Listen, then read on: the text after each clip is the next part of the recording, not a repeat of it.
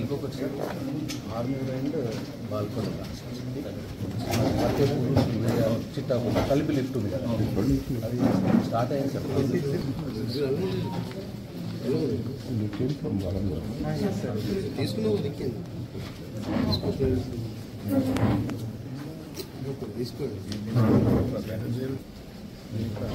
దశల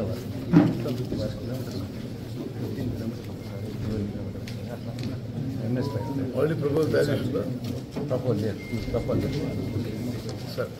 చేసి ముస్లిం గారు ఈ ఎంఎస్ పైప్ లైన్ సౌత్ పిల్లమంది ప్రపోజ్ పంపించామా మనం? మీ దగ్గర పంపించాలి.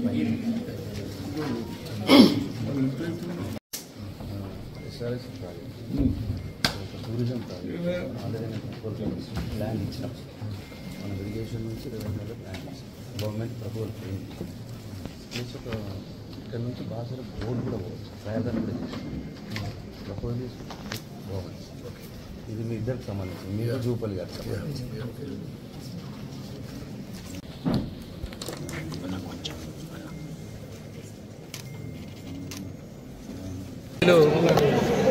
ఇరిగేషన్ శాఖ మంత్రి వర్యులు ఉత్తమ్ కుమార్ రెడ్డి గారు మొట్టమొదటిసారిగా బాల్కొండ నియోజకవర్గానికి వచ్చినారు.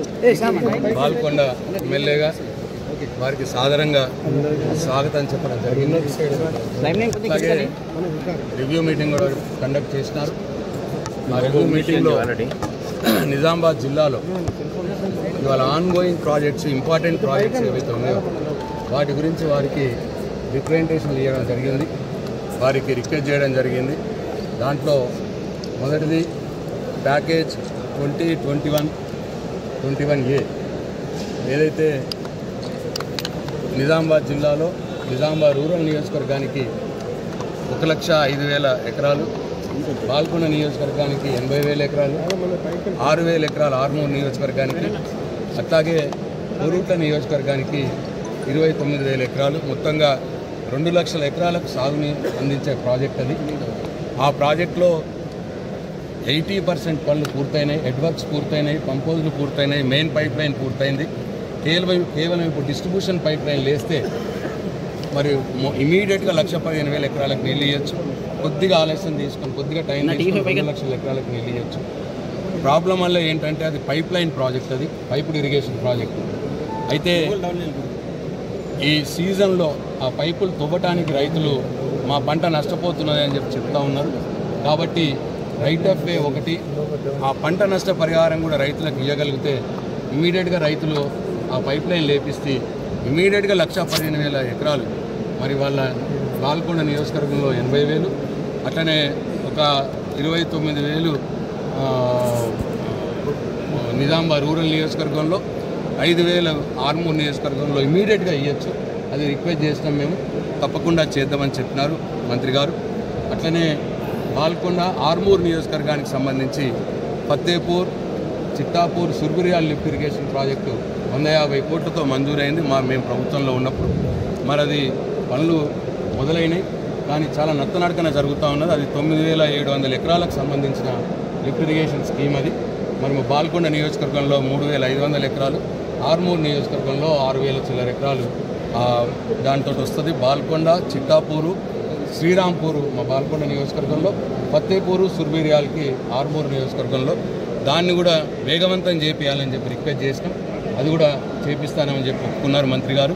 అట్లనే Chautpally Hanumantha Reddy lift irrigation scheme ఏదైతే బాల్కొండ నియోజకవర్గానికి సంబంధించింది ఉందో దాని ముందు దాంట్లో సిమెంట్ పైప్ లైన్లు వాడినారు. సిమెంట్ల వారీగా మార్చండి.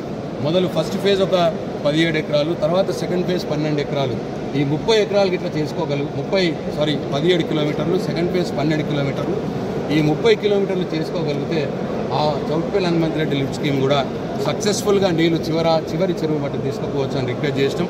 దానికి కూడా ఆయన ఒప్పుకున్నారు. మాట్లాడడం అని చెప్పినా నా నియోజకవర్గానికి పరిమితమైన అదంతా తప్పు మాట. కాళేశ్వరం ప్రాజెక్ట్ నుంచి ఇప్పుడు మనం ఇక్కడ పంప్ హౌస్ ఇక్కడ ఉన్నాం, దీంట్లోకి నీళ్లు తీసుకొచ్చి రివర్స్ పంపింగ్ చేసుకొచ్చి దీంట్లో నీళ్లు తీసుకొచ్చి పోచంపాడు ప్రాజెక్ట్ లో వేసాం. పోచంపాడు ప్రాజెక్ట్ లో వేసినటువంటి అర్థమైంది, పోచంపాడు కింద ఉన్నటువంటి ఆయకట్టుకంతా నీళ్లు వస్తున్నట్టే కదా.